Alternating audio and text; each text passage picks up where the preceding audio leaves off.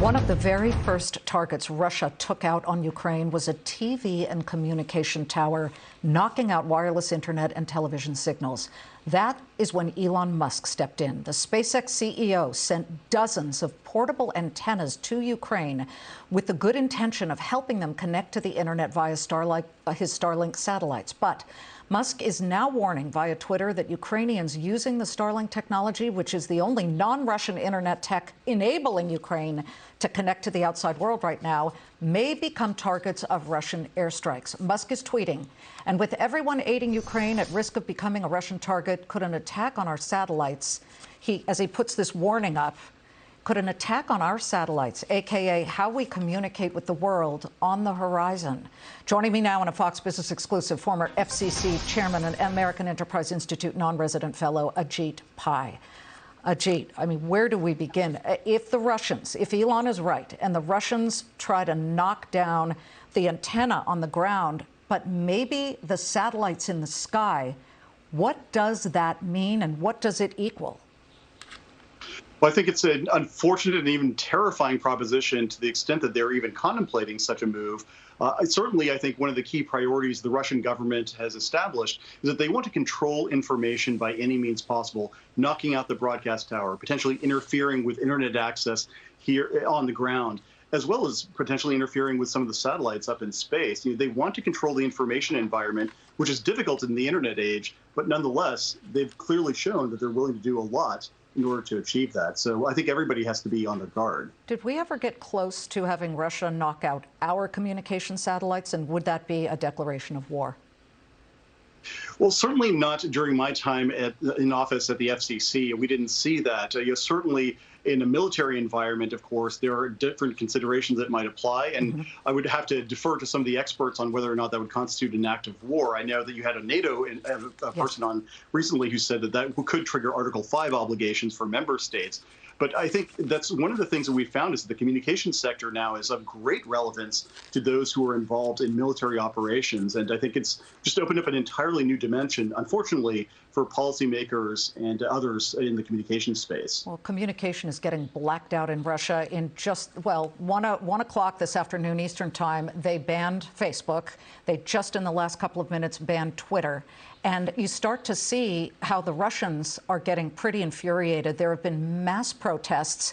And even now, what is left on television there?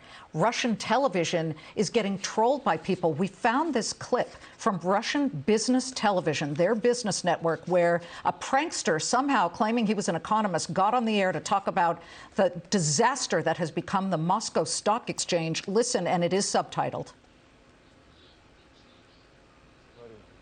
Да, никто уже сейчас не говорит. Биржевые стратегии сегодня это вообще атовизм или вы еще надеетесь в профессию остаться? Okay, so what he said was, I'm going to become Santa Claus because I have to give away, my job as an economist, etc. And then he picked up a bottle and pretended to drink alcohol, saying, you know what, I'm drinking to the death of the stock exchange here in Russia, which, of course, has been frozen for the entire week.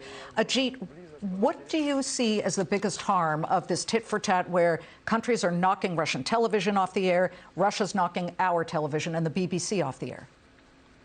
Well, I think there's two different factors. I mean, number one is the ability of people in Russia to get access to credible information when the Russian government is essentially trying to exercise a monopoly on when information gets to them. That's a dangerous situation. And that clip, while funny, does underscore the fact that there is a thirst from Russian citizens for real, meaningful public discourse, one that's being stifled by the Russian government. The second one is from an economic perspective. Obviously, information flows are critical across borders, and now with some of the sanctions really taking effect, it's going to be interesting to see what happens to the Russian economy if they're not able to, for example, get liquidity from trading stocks or other types of instruments. It's going to be very difficult for them to figure out how to make their economy function. And so I think it's a very dangerous time ahead, and I certainly hope that, of course, the Russian government refrains from any further so-called special military operations in Ukraine, because it's only redounded to the detriment of everyone in the region, including their own country. Yeah, they do not see it that way, needless to say. As if we didn't have enough problems, a huge piece of a space rocket, apparently we're told, we can't see it just yet because it's on the far side of the moon, crashed into the moon today. And according to experts, there's something like 128 million pieces of space junk, orbital debris, that are circling around in the atmosphere. You were always concerned about this. How serious a problem do you foresee this becoming?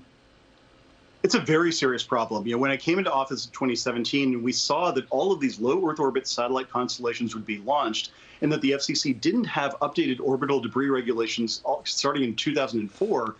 I said, we've got to change that. And so we put on the table some reforms. There are a lot more reforms left to be done, however, because I think there are a lot of different satellites being launched, a lot of different constellations, and even a single centimeter of debris could damage another satellite or cause an unsafe space environment. The debris you're talking about was a 3-ton discarded rocket that's thought to be Chinese in origin that hit the moon at 5,000 miles an hour. That's a pretty serious piece of debris. And so everybody, the United States and other countries, really need to make sure that orbital debris regulations induce a safe space environment. Otherwise, none of these satellite-based innovations are really going to be able to take place. Can I get a quick comment from you about developments inside the Beltway? The candidate for your replacement, FCC Chair Gigi Sohn, the candidate was approved by a Senate committee down party lines 14-14. Your thoughts? It'll be up to the full Senate to make a determination on that nomination, just as they did mine and every other commissioner who has the chance to serve. And so I can't comment on that particular nomination, except to say that in this, as in all similar cases, the Senate has to exercise due judgment. Good to see you, Ajit. Thank you very much for joining us on an incredibly busy news day.